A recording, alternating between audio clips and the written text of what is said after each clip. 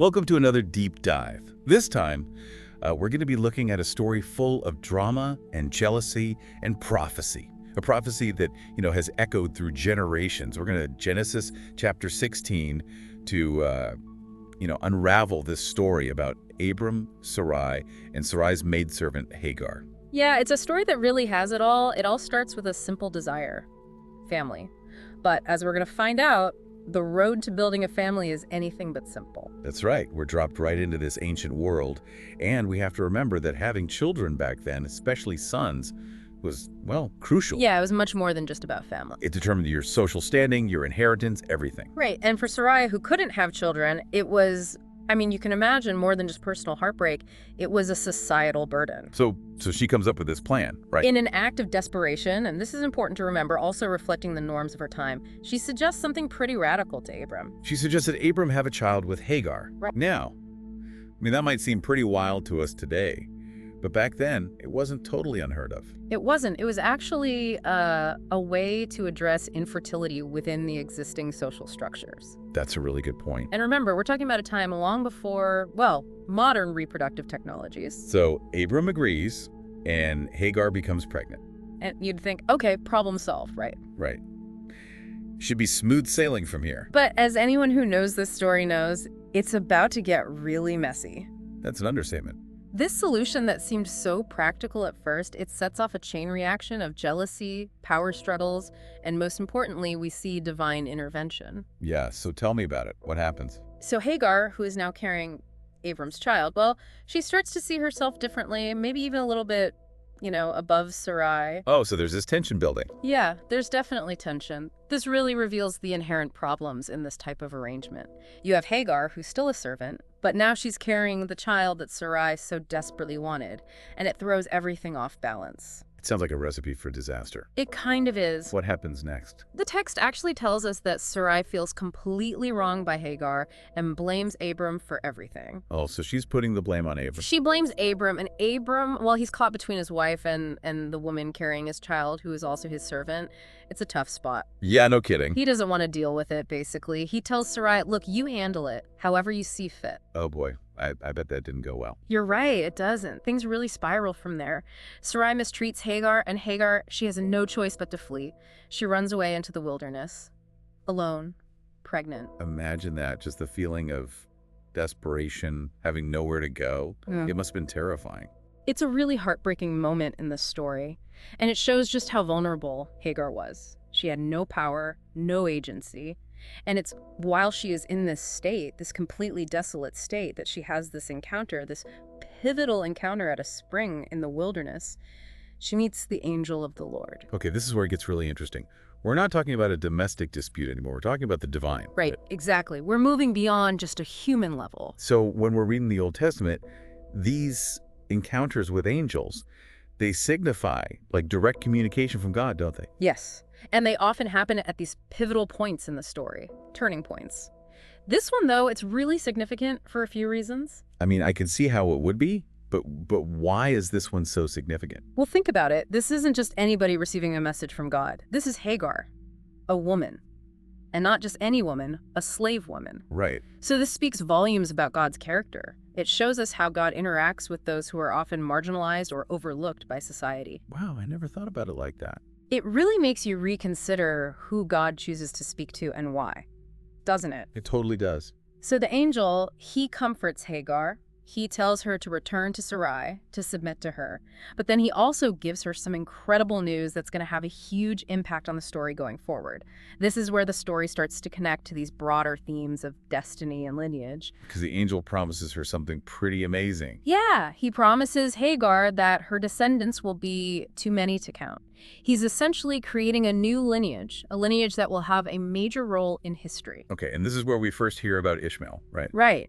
The angel tells Hagar to name her son Ishmael, which means God hears, but he also says that Ishmael will be a wild man.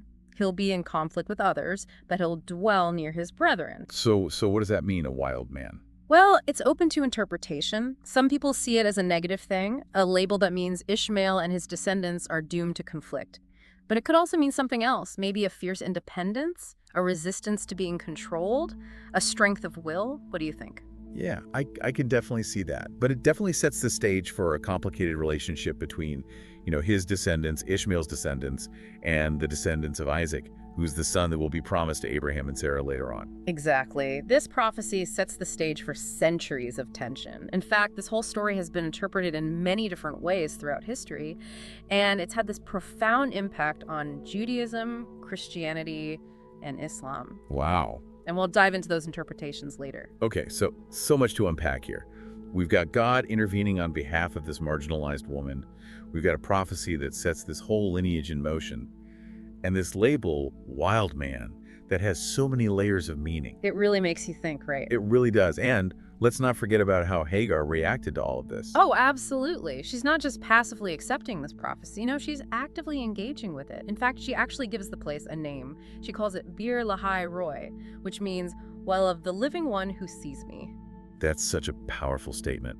She feels seen and recognized by God in her darkest moment. Yes, it's a powerful affirmation of her humanity, of her being worthy of God's attention. Remember, this is a woman who's been mistreated, abandoned. She has to fend for herself.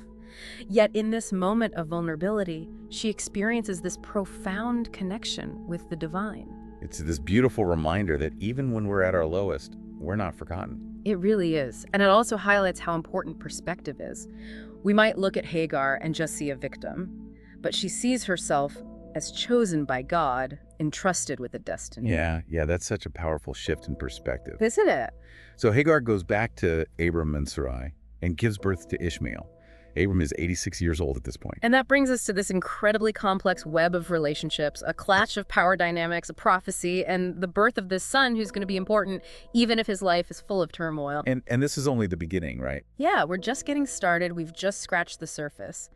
This story sets the stage for so much that comes next. Ishmael's birth, it's not just a personal event. It changes the entire course of the Abrahamic lineage, and it shapes the relationship between all these different groups of people for generations to come. Wow. It's huge. I can't wait to dig deeper into all of this. Me neither. Let's take a break for now, and then we'll come back and discuss what we've discovered. What are your thoughts on this so far? What really stood out to you about this part of the story? Hagar's experience. I mean, it's amazing, right? How much is crammed into just a few verses. Right. We've got infertility and these power dynamics, social status, and then boom, divine intervention. It's like this crazy mix of emotions and consequences. Yeah. And it all starts with something so many people have experienced. Infertility. This longing to have a child, this pressure. Yeah, and it's hard to grasp that level of pressure today, but I guess it makes sense why Sarai was so desperate to have a child, even if it meant sharing her husband with Hagar. Yeah, it was a decision that came out of desperation and, well, the norms of the time. We have to remember that back then, a woman's worth was often tied to, whether she could have kids, especially sons. Right. And for Sarai, not being able to conceive, it wasn't just personal. It was like she failed in the eyes of society. So she tries to fix things, Yeah. right? She tries to take control. But in doing so, she kind of creates a whole new set of problems. Like, Yeah. the relationship between her and Hagar is so complicated. It really is. You have Hagar, who's a slave from Egypt, suddenly in this position of, well, power, kind of? Kind of, yeah. She's carrying Abram's child, which could change her status. But at the end of the day, she's still a servant. She's still under Sarai's control. So she's stuck, right? Yeah, it's like she can't win. Her pregnancy was supposed to solve a problem, but it just creates a bunch of new ones. And when Hagar disrespects Sarai, everything explodes. Yeah, it triggers this chain reaction. Sarai feels threatened, Abram doesn't want to get involved, and ultimately Hagar is the one who suffers. It's a sad reminder that those with less power, doesn't matter what time period, they always seem to bear the brunt of things. It makes you wonder, how many times has this happened throughout history? But even in this difficult situation, this really hard situation, there's this glimmer of hope. When Hagar meets the divine, it's like this moment of light in the darkness. It really is. She's alone, pregnant, abandoned, but she's the one chosen for this divine encounter. It's a message of hope, of destiny. Gives me chills just thinking about it. It's this powerful reminder that even when we're at our lowest, God sees us. And for Hagar, this isn't just about comfort. It's about starting a whole new line of descendants, a future for her children. Right. That prophecy is key. It sets so many things in motion that will, shape history. The birth of Ishmael, the promised wild man. It's the beginning of a new people, a nation, one that will exist alongside and sometimes clash with the descendants of Isaac. So this whole story, this family drama, it actually has this huge historical impact. It's wild how personal choices and God's intervention come together to shape the destiny of nations. That's what's so amazing about this story. It works on so many different levels: personal, societal, historical, and it all goes back to that basic human longing for family. It really makes you think about, the choices we make and how they affect not only us, but future generations. It really is something to consider, like, how often do we really think about the long-term consequences of our actions? Not just for us, but for our children, our grandchildren, and so on. And speaking of consequences, that prophecy about Ishmael, that he'll be a wild man, how's that been interpreted throughout history, especially by Judaism, Christianity, and Islam? Ooh, that's where things get really interesting. As you know, this story is a big deal for all three of those religions, and they each have their own way of understanding that prophecy.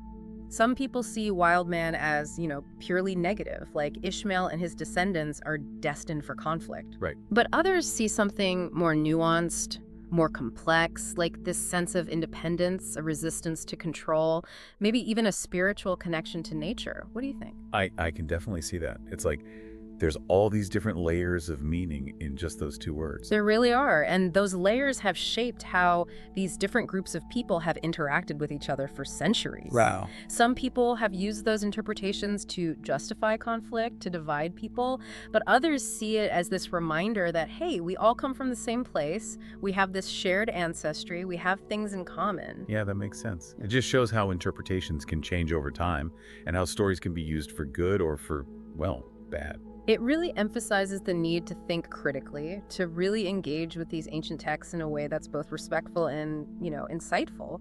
We have to ask ourselves, whose voices are we listening to? Whose perspective are we giving priority to?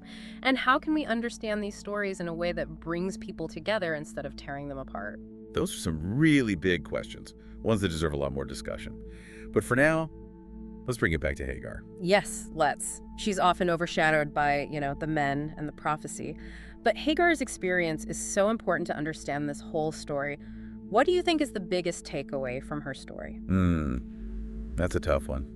There's so much to her story. But for me, it's her resilience, her ability to find strength and dignity even when things are terrible. She's a survivor. She didn't let her circumstances define her. That's a great way to put it. She's not a victim, she's a hero. Exactly. And her story reminds us that even when we're going through pain, through injustice, there's always the possibility of hope, of finding meaning. She shows the enduring power of the human spirit. She's a powerful example for all of us. Okay, so we've covered a lot. Infertility, power dynamics, the angel of the Lord, and all those different interpretations of the wild man prophecy. Yeah, and we've just scratched the surface. But I think it's time we move on and talk about the impact this story has had. How this story, written thousands of years ago, still matters today. It really is amazing, isn't it? How a story like this, written so long ago, can still feel so relevant today. It does. It's like a mirror, reflecting all these timeless themes of family, power, faith, destiny. It really does. We were talking earlier about infertility and how much pressure Sarai was under.